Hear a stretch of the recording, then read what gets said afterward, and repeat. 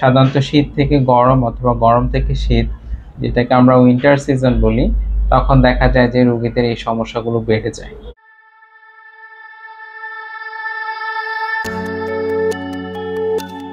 আমার বিগত 10 বছর আগে একবার নাকের হাড় বাঁকার অপারেশন করেছিল। আচ্ছা, করার পরে স্যার মোটামুটি ভালোই ছিলাম।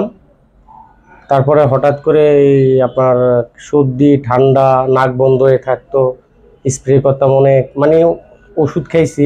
পরে ডক্টর দেখাইছি, আর এক ডক্টর বললো যে এখানে নাকি ভিতরে টিউমার দেখা যায়। আসসালামু আলাইকুম। আমরা আজকে একটি গুরুত্বপূর্ণ বিষয় নিয়ে কথা বলবো ইনশাআল্লাহ। সেটি হচ্ছে নাকের পলিপ। নাকের পলিপ বা পলিপাস আমরা বিভিন্ন নামে জানি। নাকের পলিপ বা পলিপাস যখন হয় তখন রোগীদের বিভিন্ন রকমের লক্ষণ থাকতে পারে।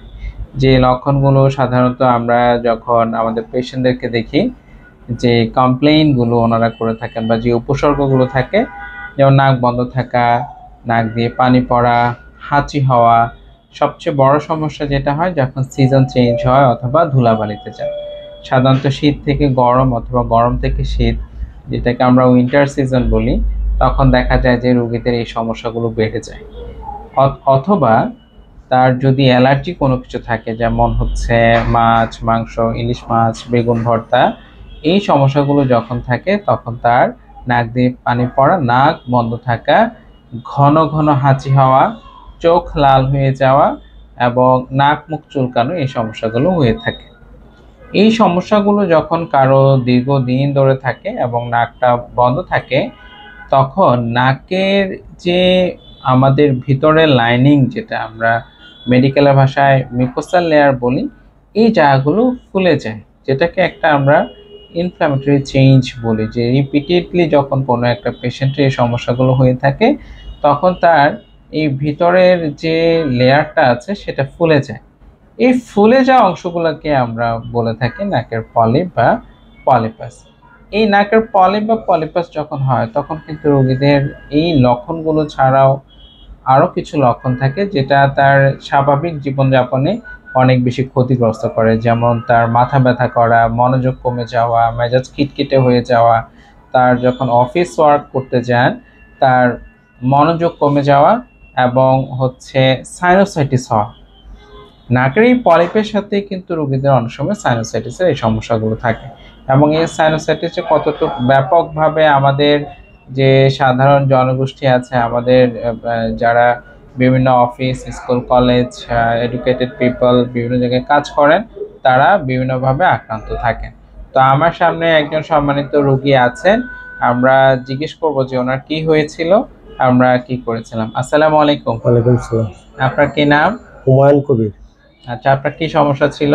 আমার বিগত 10 বছর আগে একবার নাকের হাড় বাঁকার অপারেশন করেছিল। আচ্ছা, করার পরে স্যার মোটামুটি ভালোই ছিলাম। তারপরে হঠাৎ করে এই আপনার সর্দি ঠান্ডা, নাক বন্ধ হয়ে থাকতো, স্প্রে করতাম অনেক, মানে ওষুধ খাইছি। পরে ডক্টর দেখাইছি, আর এক ডক্টর বললো যে এখানে নাকি ভিতরে টিউমার দেখা যায়। পরে আমি টিউমার দেখা যায় আরো কয়েক জায়গায় ডাক্তার দেখালাম। পরে দেখানোর পরে ওনারা বললো যে টিউমারই। পরে স্যার আমি আমার স্যারকে, আমি যেখানে চাকরি করি, যে জিএনজি গ্যাজেট ইন্ডিয়ার যে মালিক আহসান কবির চৌধুরী, স্যারকে জানাইলাম যে স্যার এই ঘটনা। পরে স্যারকে ঠিক আছে অপারেশন করে নাও। পরে স্যার আমি তো আপনার কাছে আসলাম, আসার পর আলহামদুলিল্লাহ আপনি অপারেশন করলেন, আল্লাহর কাছে লাখ কোটি শুকরিয়া স্যার। এখন অনেকটা ভালো আছি। আমরা কতদিন আগে অপারেশন করেছি? আমরা প্রায় তো 7 মাস হবে স্যার। 7 মাস। এখন আপনি কেমন আছেন? আলহামদুলিল্লাহ এখন অনেক ভালো আছি। আপনার যে লক্ষণগুলো ছিল, নাক বন্ধ থাকা, এটা কি আছে? না, এগুলো এখন আর কিছুই নাই। নাক দিয়ে হাঁচি হয়, এটা কি হয়? হাসি মাঝে মধ্যে দেখছে একটু হালকা পাতলা। আগের মতো কি হয়? না স্যার, আগের মতো কোনো হাসি কাশি এগুলা কিছুই নেই, মাথা ব্যথা এগুলা কিছুই নেই। মাথা ব্যথা ছিল আপনার? জি। এখন কমে গিয়েছে? হ্যাঁ, এখন অনেকটাই কমে, মানে নাই এখন। নাকে আপনি গন্ধ পান? নাকে একদম ভরপুর, মানে একদম আগের মতো গন্ধ পাইছে। গন্ধ পান? আপনার বাতাস টানতে সুবিধা? হ্যাঁ, টানতেও সুবিধা, ছাড়তেও সুবিধা স্যার। আগে যে বন্ধ ভাব ছিল, এই সমস্যাটা কি আছে? না স্যার, এটা নাই। তো আপনি আর যে অপারেশন করেন, কতদিন পর করেন এটা অপারেশনটা? ওটা করছিলাম আমি আমাদের চাঁদপুর সদরে সিটি হাসপাতালে। ওটা প্রায় 8-10 বছর পর আবার সেকেন্ড অপারেশনটা হয়েছে। এই অপারেশনের আগে লক্ষণগুলো কতদিন ধরে ছিল? 2 বছর আগের থেকে। 2 বছর আগে। জি। তো ওনার থেকে আমরা যেটা শিখলাম যে অনেক সময় লক্ষণগুলো দীর্ঘদিন ধরে থাকে, যখন থাকে তখন আমরা নাকের স্প্রে বিভিন্ন ওষুধ দিয়ে থাকি, যেগুলোকে আমরা মেডিকেল ট্রিটমেন্ট বলি। এই ট্রিটমেন্টে কিন্তু আমাদের অনেক রোগী ভালো হয়ে যান, কিন্তু কিছু রোগীদের ক্ষেত্রে দেখা যায় এই লক্ষণগুলো যখন তিনি ওষুধ খাচ্ছেন ভালো থাকছে, ওষুধ উনি বন্ধ করার কিছুদিন পর পরই কিন্তু উনি আবার আগের মতো হয়ে যাচ্ছে। এই জিনিসগুলো দেখা যাচ্ছে যে যখন কারো ওষুধে ভালো হচ্ছে না, তখনই কিন্তু আমরা তাকে সার্জারির জন্য বলি, এবং সার্জারি করলে কিন্তু রোগীদের ভালো হয়ে যাওয়ার সম্ভাবনা অনেক অনেক বেশি থাকে। এখন নাকের এই যে পলিপ যখন হয়, তখন এটা ভিতরে অনেকে আয়না দিয়ে দেখতে চান, মোবাইল দিয়ে দেখতে চান, তখন দেখতে গেলে মনে হয় ভিতরে কোনো টিউমার আছে কিনা, নাকে মাংস বেরো গেল কিনা, বা এটা পলিপ কিনা, বা খারাপ কিছু কিনা, এটা কিন্তু আমাদের প্রায় হয়। এই জন্যে আপনাদের কাছে পরামর্শ থাকবে, যখনই এরকম কোনো কিছু দেখা যাবে অবশ্যই আতঙ্কিত হবেন না। একজন চিকিৎসক, ইএনটি স্পেশালিস্ট আপনার পাশে বা ভালো কোনো সেন্টারে অবশ্যই দেখবেন। এখন বিভিন্ন জায়গায় হচ্ছে এই রোগীগুলোর চিকিৎসা করা হয়, এবং এন্ডোস্কোপ যেটা অত্যাধুনিক মেশিন, সেটির সাহায্যে দেখা হয়। আমরা যে আপনার অপারেশন করেছিলাম, বাইরে কোনো কাটাছেঁড়া ছিল? না স্যার, কোনো কাটাছেঁড়া হয়নি। না, বাইরে আমরা মেশিন দিয়ে করেছি। জি স্যার। বাইরে কোনো দাগ কাটাছেঁড়া কোনো না কিছু ছিল? স্যার, এগুলো আপনি কতদিন ছিলেন হসপিটালে? হসপিটালে আমি রাত্র আপনার 10টায় ঢুকছি, পরের দিন স্যার বিকেলে 12টা দুপুর টাইমে আমি বেরিয়ে গেছি। দুপুরে ছুটি হয়ে গেছে। অপারেশনের পরে কোনো সমস্যা হয়েছিল? না না না না স্যার। অপারেশনের সময় কি আপনার কোনো ভয় কাজ করছিল?